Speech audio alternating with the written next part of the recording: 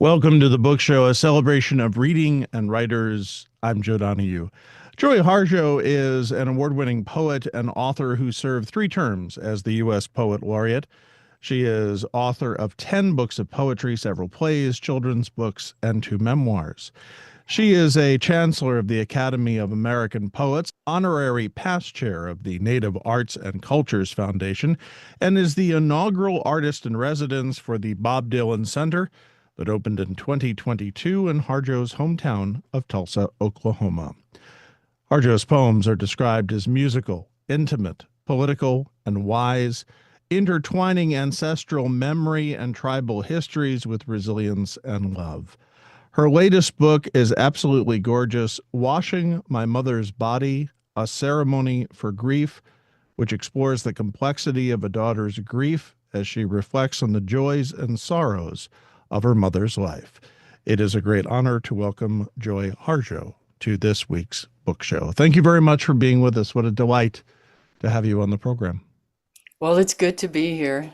I'm curious as to at the point where you were when you wrote this poem, this particular poem. Yes, I was working on a book that became an American Sunrise, and was the book was not focused on my mother or her side of the family. It had to do with removal of the Muskogee people, my father's family, from the southeast. And we were living in I was living in Knoxville, Tennessee then, and teaching there, and was going to all these sites, even sites where family had lived, and writing and researching, history, family history, Mm-hmm. and so on. In the middle of all of it, here came this poem. Sometimes they're like that. Sometimes you dig around and find them, but this poem just kind of, I had to almost run to catch up with it. It was a little longer than it was. I probably cut out another page or two. And I realized that it came, I didn't get to wash my mother's body. I wanted to. But after she had passed and I was with her with my sister and my niece, suddenly I'm in there with her body, and my sister has called the funeral home, and the next thing I know, there's these strange men standing in the house to get her body. And I wanted to wash her body. And it could have turned into a big conflict, but at those moments of transformation, like death, birth, marriage, falling in love, all of those big Mm. transformative moments are very tender. And I didn't want anything, I wanted to keep that space clear, so I let her go. But so years later, I guess what the poetry taught me, I mean, it was probably about 10 years later, here comes this poem. And what the poems teach me, often teach me, and this one taught me, well, if you can't wash your body in person, you can wash it in a poem. And I think that works too. If you've left words undone with somebody, either living or gone, you can write in a poem or a letter or a note. I'm convinced you can still talk with them, still talk with their spirit. When it comes to the washing of the body and that ceremony for grief, talk a little bit about the culture of that. It's present in a lot of cultures. It's a way to honor the life. And because it's more ceremonial than, hardcore, you know, hardcore wash, but it's ceremonial. I got to do that with my daughter, something I never thought I would have to do a few years ago Mm. with her children. And it was so sad and overwhelming and beautiful.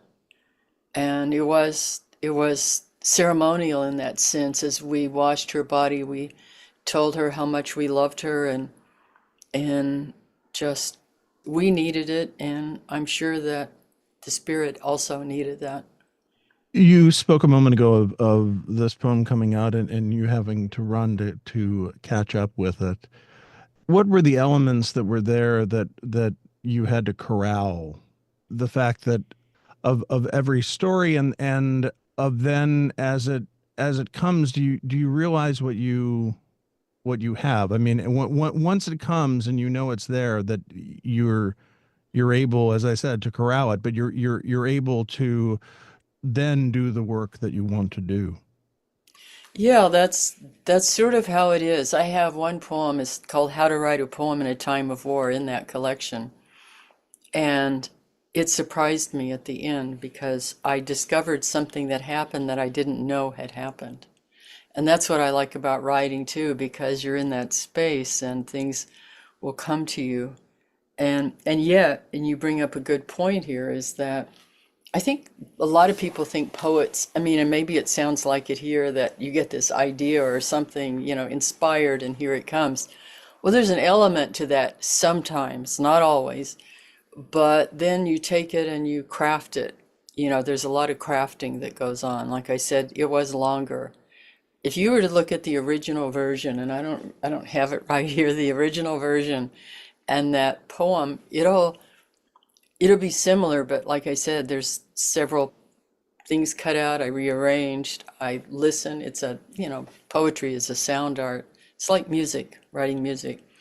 So that takes a while, and sometimes that takes a while, of listening, letting it sit, and looking at it again. Yeah, there's a lot of crafting. I mean, you can watch somebody carve something, and you'll see a blockish something, and then something starts emerging out of it. And writing can be a lot like that, very similar. Like here's the raw stuff, here it all is, and then you start carving away. It was more than a decade after your mother passed, and as the poem came to you and it started to unfold, did you realize that you were still holding on to such grief? I did when I wrote the poem. After I got the poem written, and the thing I've learned is, in a way, it doesn't end. It just reappears in another way. I was surprised to start a new book of poetry. I had just saw my editor in New York, and because I have another book out this month too, and she reminded me I have a book of poetry coming. And I thought about it, and then I was reading her book. She gave me a galley proof of her book that's coming out. It's wonderful, called The End is the Beginning, a Personal History of My Mother. So here we're tapping into that, and then it's like my daughter grief. The daughter grief is a child grief is another whole terrible territory. The mother grief is rugged, but, losing a child. Do I want to write about that at all? Because it's the thing you learn about grief is that it changes shape, and you'll be going along, and then it's just something small, and then you're sobbing, but sobbing quietly so no one can hear you on an airplane or in a bathroom at an airport or in your room or up in the middle of the night. I guess the way I've always dealt with things is I write or I create music, art, whatever it is. It becomes a way to transform it because you can't contain it. There's no way to contain it. Joy Harjo is our guest. The new book, Washing My Mother's Body, a ceremony for grief. You write in the introduction, poetry is a tool for the investigation of mystery, for finding words when there are no words. It seems just in what you have talked to us about that you're patient. You'll let those words come when they're ready to come.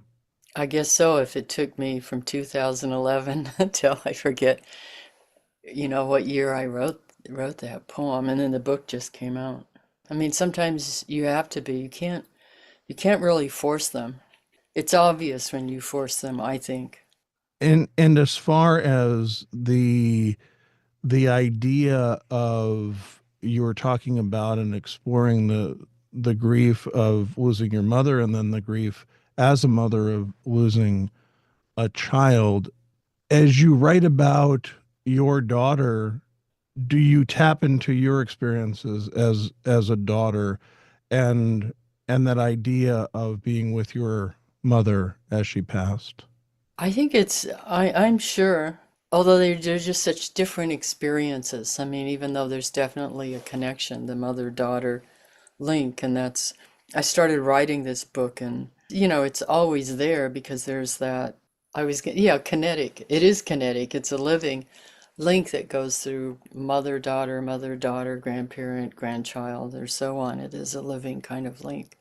So it's there. But it's connected, but the territory, even as it's connected, feels very different to me. For this particular book, the idea of adding the art, how did that come to be? Yes, I got the idea. I thought, people, when I performed it and read that poem, the audience really responds to it. People really respond to it and they need it. They say they needed it. So I decided to do a book, and I'd wanted to work with the Muskogee artist, and we've learned that we're cousins. Ultimately, we're probably all cousins in the world, but I learned that she's a cousin. But she's one of our best artists, and I've watched her art evolve. I've known her probably since the 80s. Her art's evolved through the years, and I'd always wanted to I do books and albums of music and one thing or the other that require covers, and she did a cover for one of my albums, but I'd always wanted her to involve her in a project. And when this came up, I tagged her on this. She was there for her mother, was very close to her mother as I was. She was in for doing this. And what's so wonderful and unusual, and I love her statement too. I love her artist statement at the end. But how she did it often, and I've done two children's books. I have another one coming out next year. And usually there's an illustrator, and the illustrator reads the text and does, images for each page. She did, and this is Dana, she's very creative and inventive. She did a large painting. She did a large painting that included medicine plants for our people, which tie into healing, and includes the images of my mother, her mother, my daughter, her grandson. I mean, she's put everybody in here, and if you know and you look closely, you'll know who they are if you know the family. And has referenced also the book. So it's art by, and if you read it, it says, it's by me, and then art by, not illustrations by, because it's really her art that is, the images, pieces are taken from the large painting to illustrate the poem. It makes for such a memorable experience because it is your words, of course, but that accompaniment is gorgeous. It does bring it to a different and even I would say a deeper level. Yeah, she says here in her artist statement, in my painting, the plants of medicine, prayer, and food float amidst the four directions. The evening star shines between two oaks and a hickory that turns into a cedar, leading to the doorway of a circle where we give thanks for the love shared, for all we've been given and survived, and where we pray for the future. That's just beautiful. Joy Harjo is our guest. The new book is Washing My Mother's Body, a ceremony for grief. As you look back and you read the poem again, as you say, it is something that you were including, you would read to audiences, and I assume that it touched people. It's something universal, and we all have mothers, and that is universal, and it is also, if we have lost them, it is to reflect on that. I would think would be very powerful as you're reading it. Well, the mother root is one of the deepest. I don't think it ever goes away. For everybody, whatever your relationship is, it's the primal relationship. We all emerge, no matter who we are, no matter what culture, no matter what standing, no matter what country, no matter what creature, too. We emerge from the mother field. When you think of that, it almost seems, I know when I lost my mother that it was a grief to a depth that I had never felt before, and just didn't understand why everybody doesn't just fall apart and talk about this all the time of how horrible that is. I and I think that that doesn't even really, maybe it depends sometimes on the relationship, but Hmm. it's usually just a gutting experience. Yeah, I think so. even if they're old and we're suffering, and you still have to, and letting them go is a relief, for them. It's still, it's still, that's the mother. We deal with it the rest of our lives, with that loss. You're always kind of looking for them or expecting them to be there. You talk in the poem about going back in memory, and is that an indigenous idea that where grief is experienced almost collectively? I don't know. I mean, I think it's a kind of a overall root human is that. I think what's particularly indigenous or Muskogee is there, like we're in a kind of timeless circle, more like a spiral. And in my experience, the way time, I guess memory encapsulates how time works, in which past, present, and even future are all in a kind of spiral. I mean, it's all present. It's all in the present, so to speak. I mean, if you recall a memory, then you're bringing it into the present, and then maybe you even change the memory, and when it Hmm. goes back, it's invigorated or shifted in some way. When you were looking at upon its completion, did you feel differently about this poem than you do about others? Well, I don't know. I mean, every poem you feel different about, but a lot of the poems come in. I think my original impulses for writing have to do with healing and justice. And if you look at the themes, overall themes, and whatever I do, music too, it has to do with, it's about transforming, taking injustice and finding a way to transform or to shift, to shift the story, to shift the energy. And so this, of course, kind of follows that in a way. It's like, okay, we all have this grief and the mother grief. And how does my art, I would say, engage with that and shift it in some way?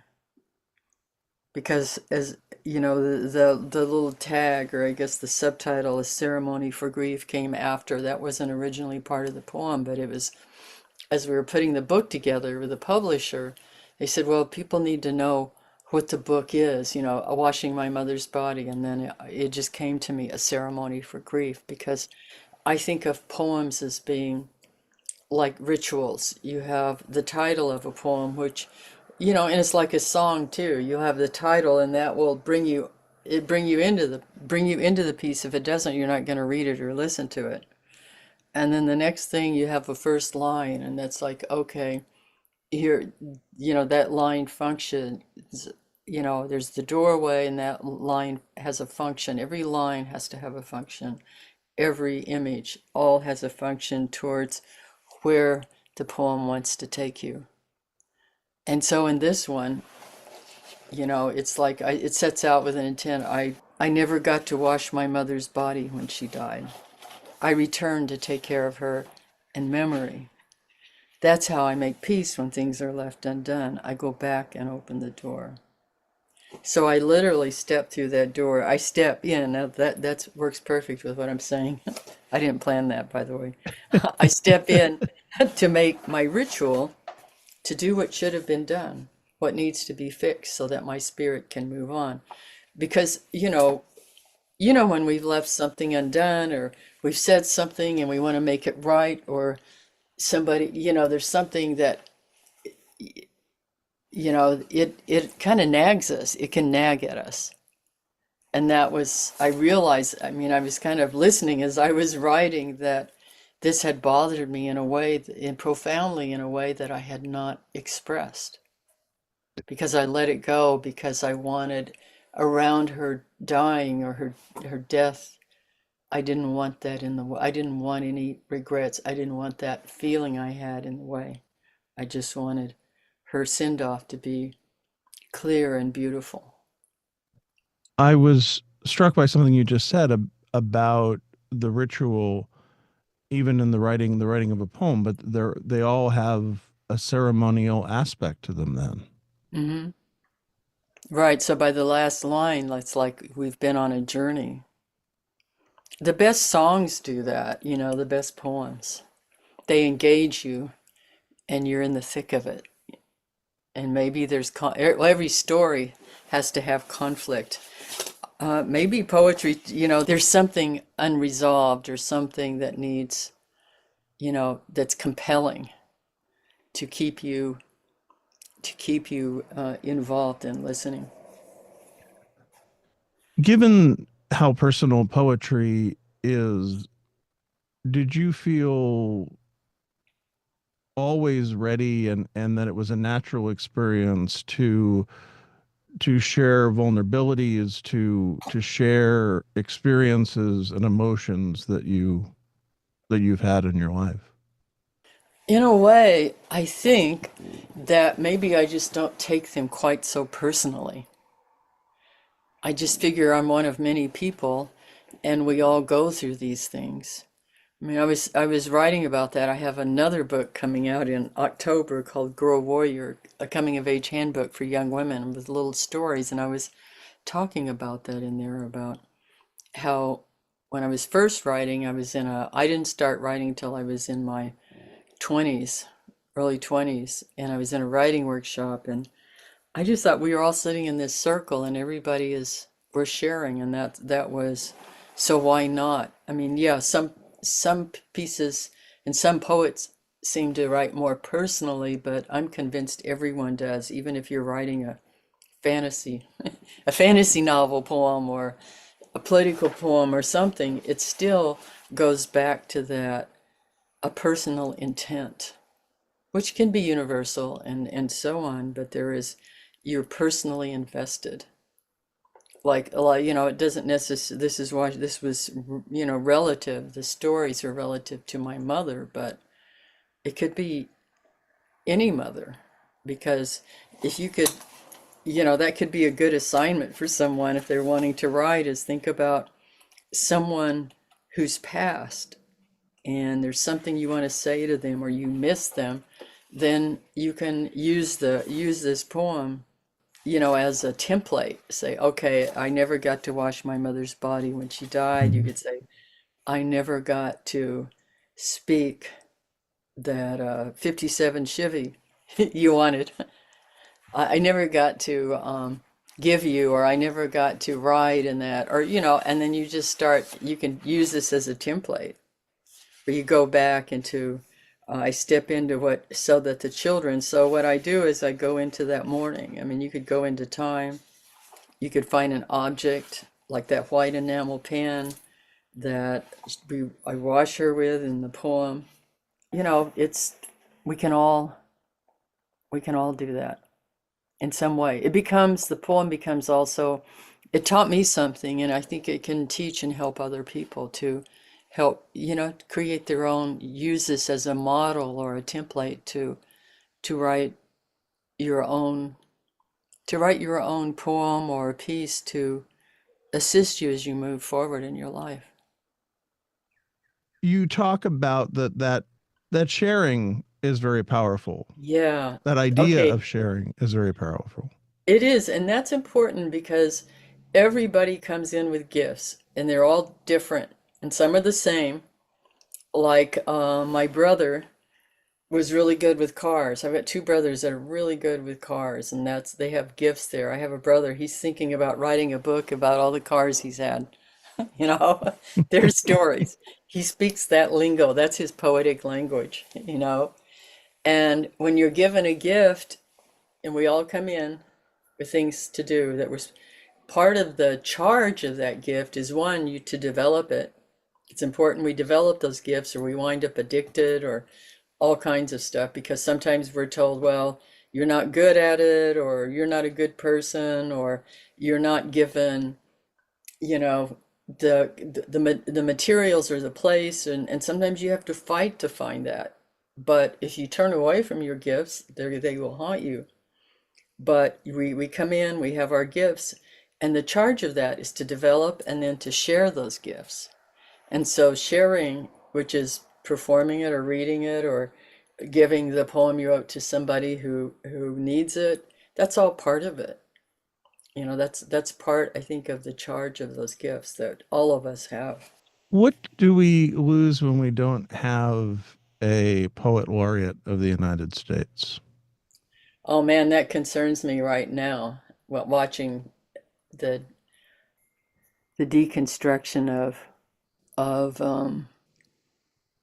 funding for arts and cultures and necessities is the poet law. I came to understand the U.S. poet laureate position as a position of of cultural lifting up culture and what poetry offers, which is a place of of words when there are no words to accompany us when we're um, as human beings, as a country, and I think of a country as a kind of person, and as human beings as we walk this road together. And it doesn't matter party, this or that, we're walking it together, and we might as well talk with each other and find a way to communicate with each other towards, um, taking care of each other. And the poet, I think of the poet as a witness. We speak to what's going on. We speak to we. I kind of think of it as soul talk. We speak to what matters. And every age has its themes, and poets in each particular age emerge carrying, developing and with those themes and working with them. Joy Harjo's new book is Washing My Mother's Body, A Ceremony for Grief. It is published by 10 Speed Press. Joy, how beautiful to speak with you. Thank you so much for being with us. It's been a great pleasure and delight. Well, thank you too. Thank you. Be well. Thank you so much. Again, Joy Harjo's new book is Washing My Mother's Body, A Ceremony for Grief, published by 10 Speed Press. Thanks to our producer, Sarah LeDuc. Write to us at book@wamc.org. The latest on National Productions programs is available via the Airwaves newsletter at wamc.org and on social media at WAMC Radio. Bookmark us for next week. And thanks for listening for The Book Show. I'm Joe Donahue.